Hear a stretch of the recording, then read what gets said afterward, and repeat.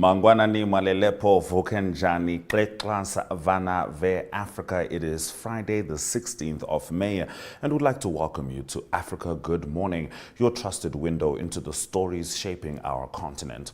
Today we follow major developments across Africa, including a landmark 15-year prison sentence for Mauritania's former president, drone warfare intensifying in Sudan, and shifting U.S.-South Africa relations over controversial policies.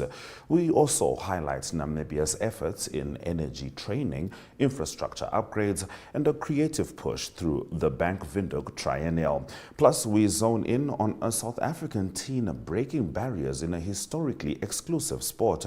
Join us as we unpack the news that matters on DSTV 285, GOTV 25, oneup2.com, and NTV Africa on YouTube. My name is Ashwin Berry. Top stories shortly.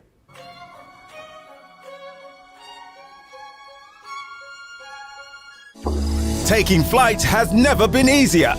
Paratus is introducing Sky-Fi internet packages with speeds that will have you reaching for your seatbelts, starting from $500 Namibian excluding VAT per month, with speeds reaching up to 10 megabits per second.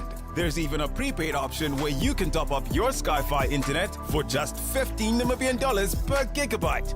No contracts, no fuss. Visit your nearest Paratus branch to find out more. Or go to paratus.africa/Namibia to sign up online. Always prepared, Paratus.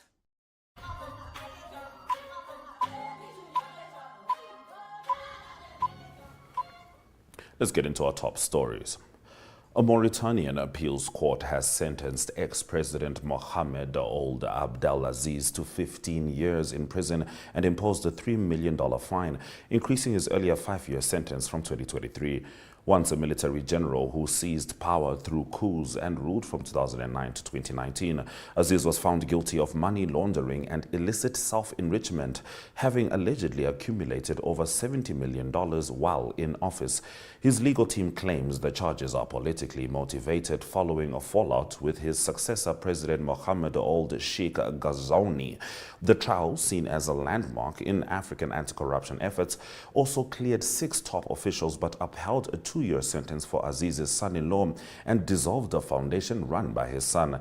Despite Mauritania's rich natural resources, about 60% of its population lives in poverty.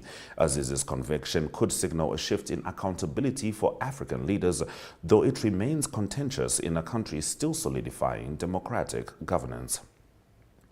The wife and son of Gabon's ousted President Ali Bongo have been moved from prison to house arrest amid ongoing legal proceedings related to alleged financial crimes. Sylvia Bongo, 62, and her son Noureddin, 33, were initially detained after the 2023 coup that ended Bongo's rule. Their transfer on May 9 followed African Union pressure, especially after both were hospitalized from a hunger strike. Now reunited with Ali Bongo, they still face charges including embezzlement and money laundering. Their supporters allege mistreatment in custody, while President Brice Oligui Nguema denies any torture and insists a fair trial will follow. The AU, which recently lifted Gabon's suspension, has urged the junta to uphold legal standards and ensure the family's rights are respected.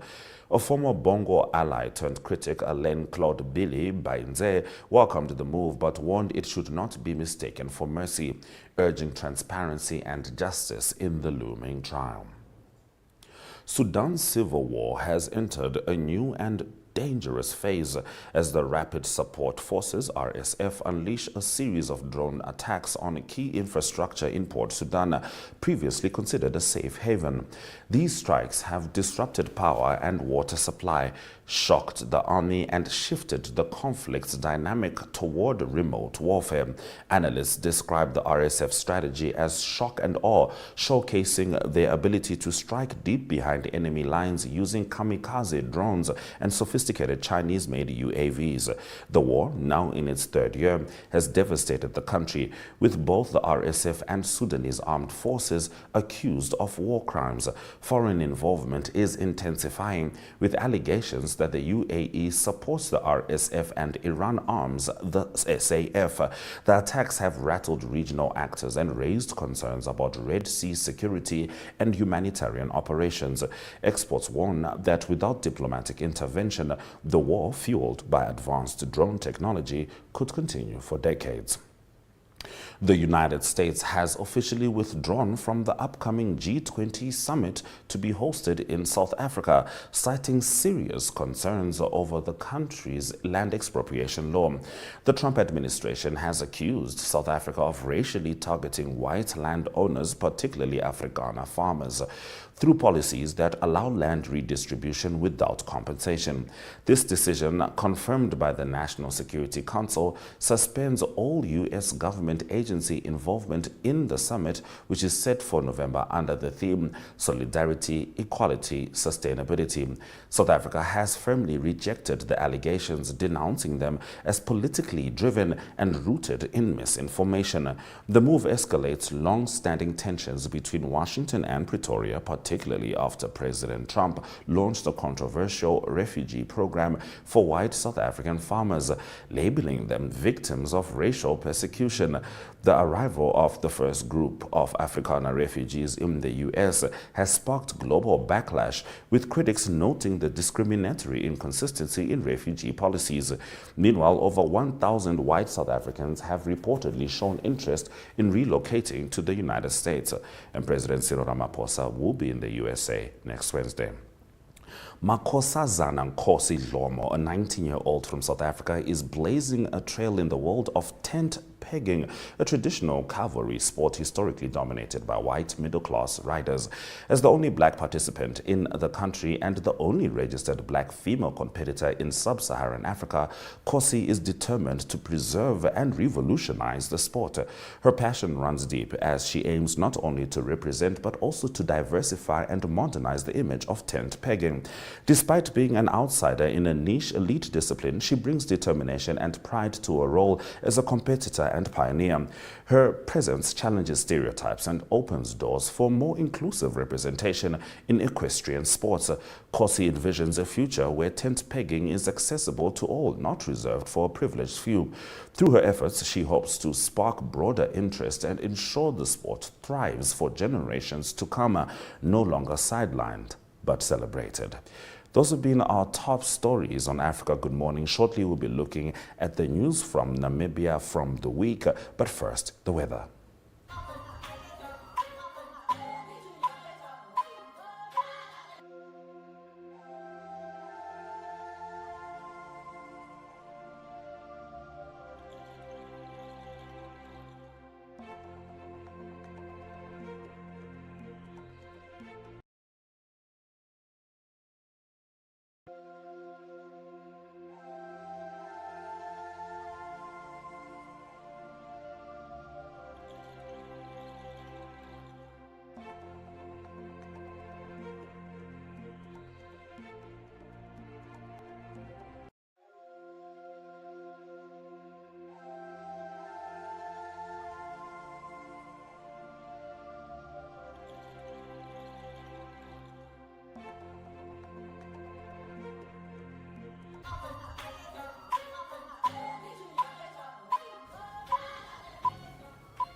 In news from Namibia. The Namibia Youth Energy Forum recently announced a strategic partnership with the global company Atlas Professionals to roll out the Green Hand program, an offshore training program for youth. Now, this program has been successfully implemented in other countries, including Aberdeen in Scotland, Brazil, and is currently underway in Suriname. Following these successes, the program will be rolled out in Windhoek, Walvis Bay, and Luderitz. The Green Hand program is designed to provide comprehensive offshore training, equipping Namibian youth with the skills as well as the knowledge necessary to thrive in the oil and gas sector. This initiative is implemented in partnership with various international oil and gas drilling companies and international oil companies. NYEF is excited to leverage this opportunity to bring this training to Namibia, marking the first time it will be offered in the country, and it will be provided free of charge. Moving over to our next story. Jacobus Jacobs, section engineer for infrastructure planning at the city of Windhoek, identified illegal water connections and an outdated supply system as key challenges in Groot Alba, where demand has tripled from the original 5,000 residents to 15,000, straining resources. During a recent outreach visit, municipal officials engaged the community on solutions, including replacing narrow pipes with 300mm ones to boost pressure and ensure fair distribution, especially in low-lying areas. The initiative is part of the city's broader public engagement strategy to improve service delivery and educate residents on urban management. Alongside water issues, the sessions covered solid waste management.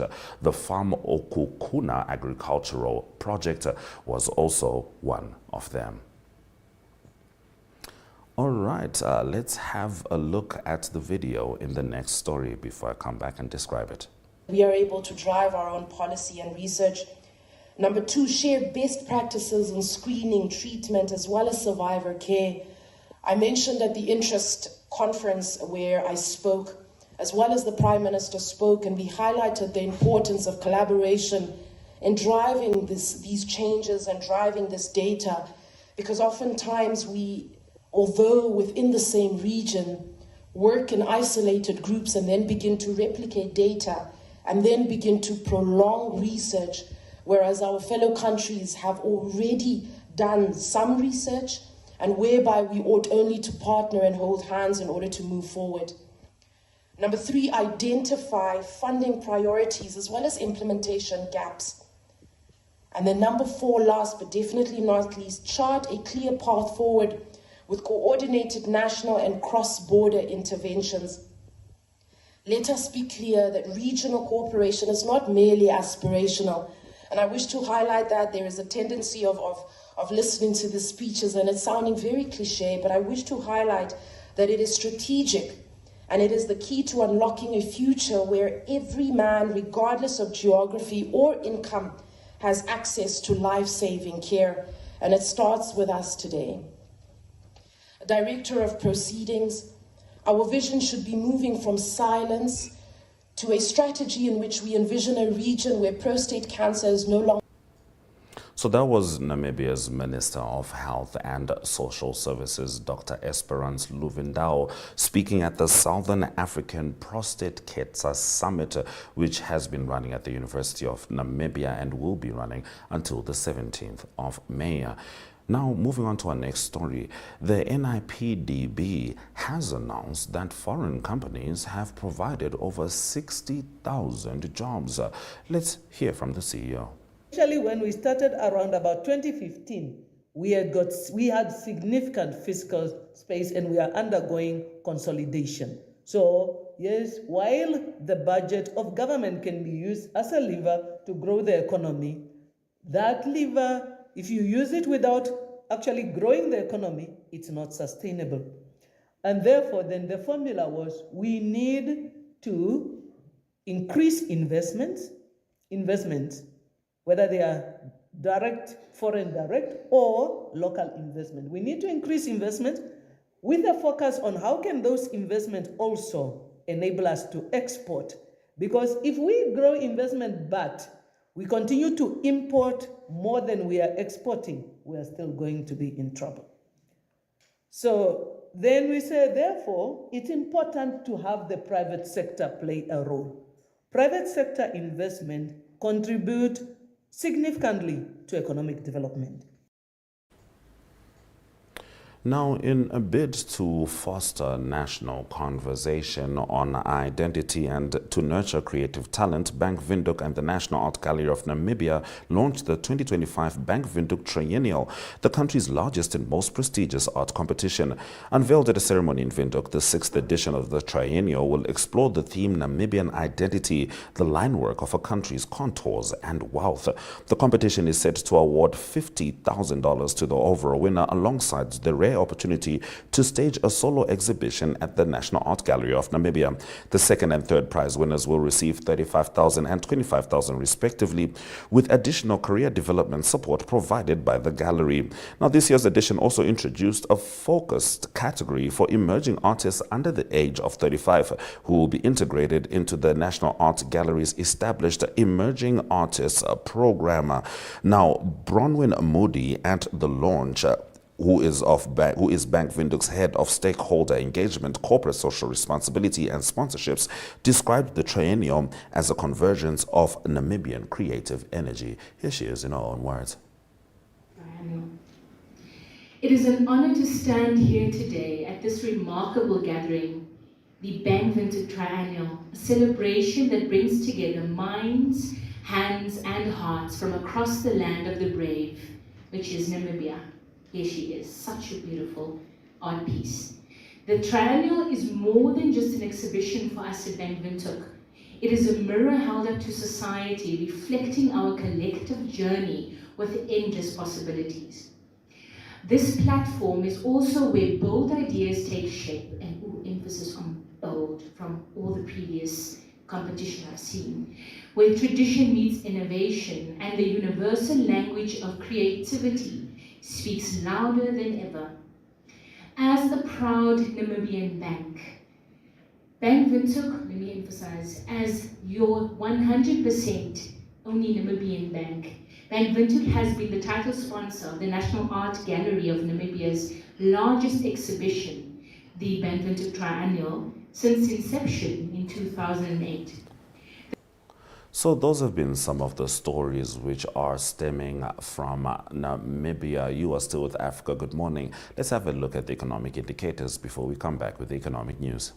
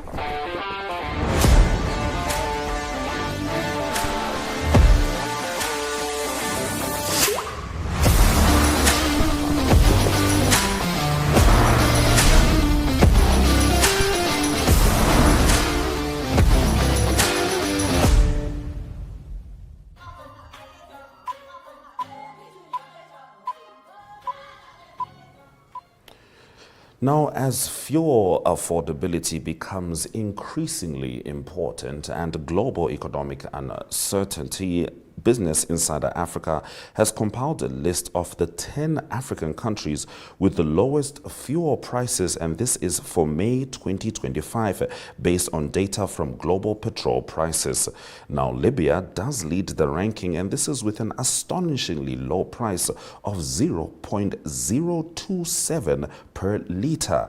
That is truly astonishing, and followed by Angola and Algeria at 0.327 and 0.344 respectively. These nations benefit from being oil producers, operating local refineries, or implementing strong fuel subsidies. Cheap fuel plays a vital role in stimulating economic growth by lowering operational costs in sectors like transport, agriculture, and manufacturing. It also directly benefits consumers, and this is by reducing the cost of goods and services, of goods and services, thereby improving living standards. Compared to April, countries like Algeria, Nigeria, and Tunisia saw price decreases, while Egypt, Liberia, and Ethiopia experienced slight increases. Gabon entered the top 10 this month, replacing Lesotho. Overall, these fuel prices reflect broader policy choices and resource management strategies which are aimed at shielding economies from global oil market volatility. Now we get our economic news story from Namibia, where Deputy Minister of Industrialization, Mines and Energy, Nantangwe Itete, says the issue of local fish shops not having fish due to the lack of suppliers while the resource is being exported to feed other nations needs to be addressed. Now, Itete made the remarks in Onankali in the Oshikoto region during the inauguration of a fish shop which will be an agent of the Namibia Fish Consumption Promotion Trust. You just inform us that there are vessels catching our fish and they sell. The reason why a lot of shops, I was listening properly that we have a lot of shops in the country, but when you go to those shops, they are empty, there's no fish. Reason being, according to you, because those catching our fish, they export it. Taking food from our country, feed other people, does it make sense? Taking food from our sea, feeding who? Other nations. It's not me who's saying this. He said it here. Feeding other nations. That's the reason our shops are empty. Must we allow things like this? Ikuja teizima yetu. Teipewa yoko mambo. Ya yetu takara sonja. Oshiringa monjira. Aina tudira diripo na wampu. Hanga nditi oshapopi wanga ndeduwa. Ondeduvu mandi nekera kucha ongaita intandirombura kucha ithete opunango kapuko kerimpe kapumbo kupukura ndo tatu kapukurura kapuna agenda shirio tatu kapukurura katuno hita dizimo shirongo de tutashi feeding other nations while our people are hungry. It's not going to be to happen. We are going to ratify it. I heard the message was very, very clear. And I take it very, very serious. The entire management and the staff of Nambanza Shopping Mall, our invited guests, members of the medias. Before I go further,